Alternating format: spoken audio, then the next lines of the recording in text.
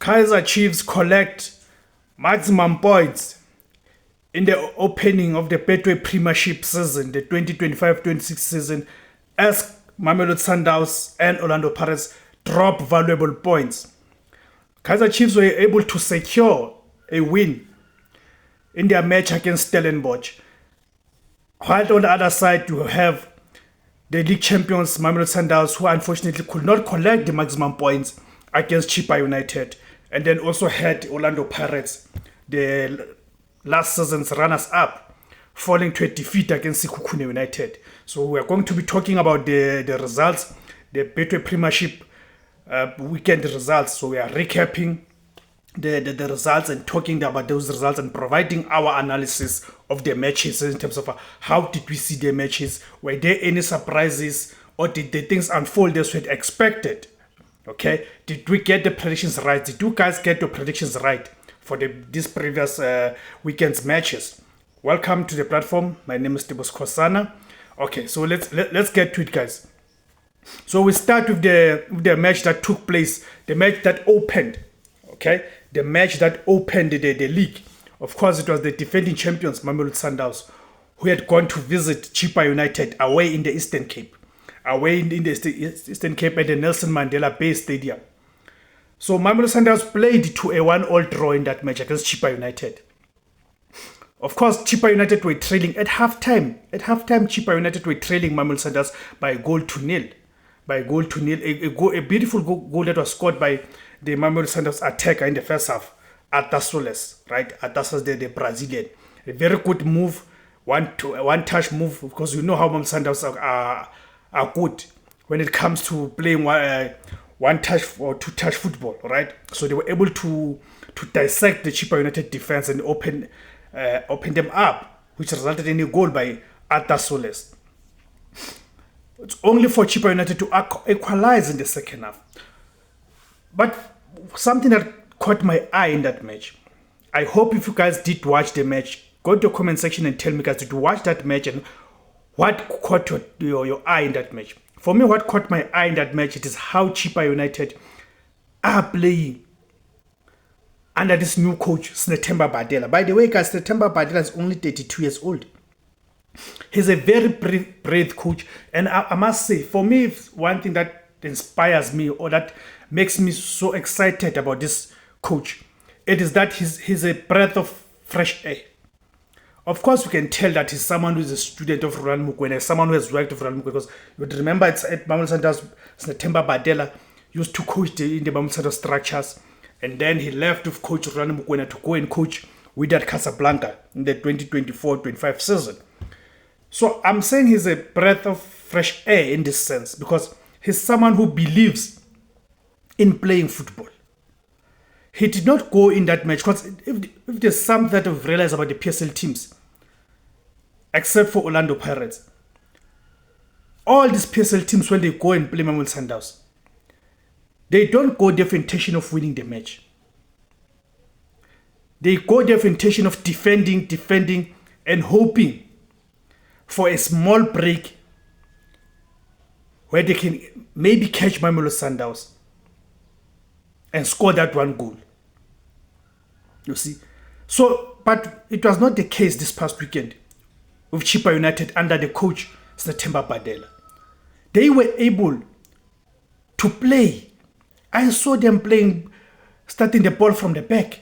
I saw them playing. I saw them pressing Mamelodi Sundowns.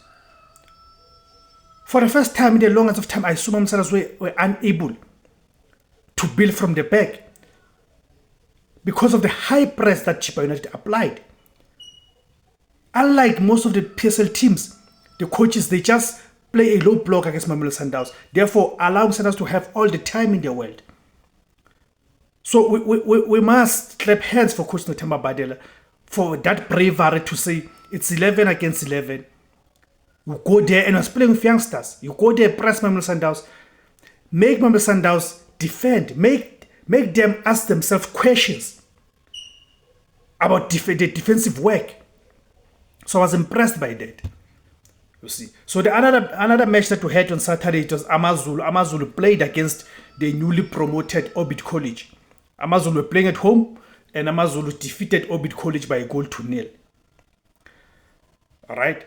So another match, it was Richards Bay. Richards Bay hosted Marumo Gallants. And Marumo Gallants are coached by a very young coach, it's 29, 30 around there. The Marumo Gallants new coach. And Marumo Gallants defeated Chippa United not Chippa United rather, they defeated Richards Bay by 2-1. Another match we had was a Limpopo derby between Polokwane City and Magesi. Polokwane City hosted Magesi and they played to a goalless draw, unfortunately. It was the only goalless draw that we had this past weekend. Okay. Another match that we had on Saturday, it was the match between Orlando Pirates and Sekhukhune United.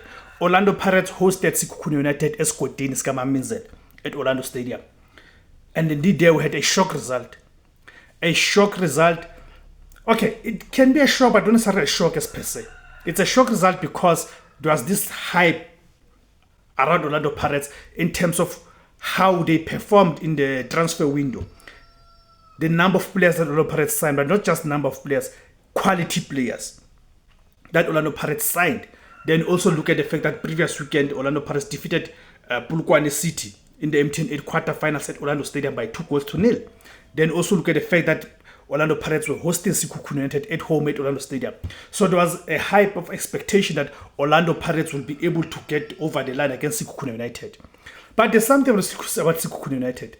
Sekhukhune United are becoming some sort of a team like Stellenbosch. A team that becomes so difficult for Orlando Pirates to defeat. You would remember that the Sekhukhune United's last match at Orlando Stadium, it was on the 30th of April, where Sekhukhune United defeated Orlando Pirates by a goal to nil at Orlando Stadium. And it's the match that ended the Orlando Pirates league run, or a title challenge for Orlando Pirates. But Basingamlela is Sporo in that match. So you look now at this past weekend, Sekhukhune United repeated that. They defeated Orlando Pirates again at Orlando Stadium by a goal to nil.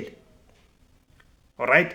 And it's a match where Orlando Pirates had some chances. I remember in the first half, there was a chance by Rele Mofokeng. He missed that chance after a beautiful move and dribbling because Mofokeng is a star.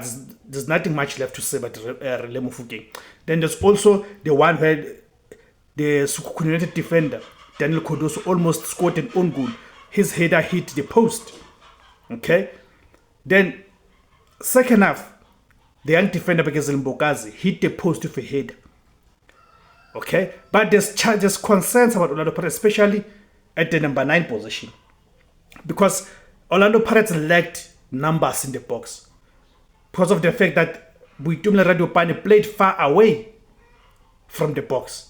That proved to be the challenge because he played far away from the box.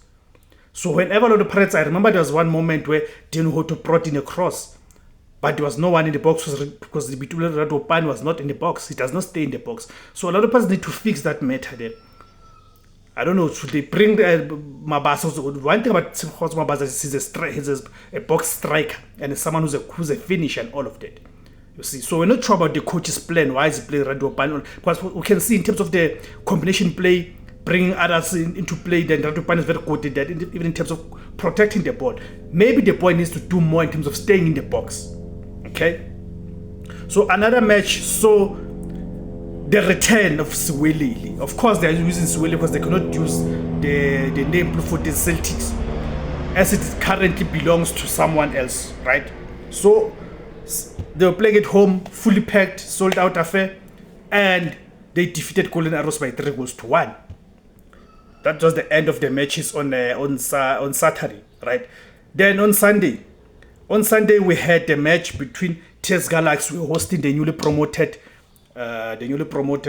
Durban City, and they defeated Durban City defeated TS Galaxy away in Bombela by 2-0. A good start for Coach Kevin Hunt. Then the last match of the weekend we had, it was the match between Stellenbosch and Kaizer Chiefs. Stellenbosch hosted Kaizer Chiefs, and Kaizer Chiefs defeated Stellenbosch by 2-0. In the 30th minute in that match, Stellenbosch received a red card after the defender fouled Mduduzi Shabalala. He received a red card, a straight red card. And from the resulting free kick, Nkosimphiwe Ngcobo scored a beautiful free kick. A beautiful free kick from Nkosimphiwe Ngcobo to make it 1-0 for Kaizer Chiefs. And of course, then in the second half, Kaizer Chiefs received a penalty towards the end of the match and they scored it to make it 2-0. But in the first half, on 3 occasions, if I'm not mistaken, Stellenbosch hit the post. But what we have realized is that Stellenbosch are unable to defeat Kaizer Chiefs. Kaizer Chiefs seems to have the number for Stellenbosch. So that's how the weekend ended, guys. Thank you guys for tuning in. Please remember to like, share, comment, and subscribe. Thank you very much.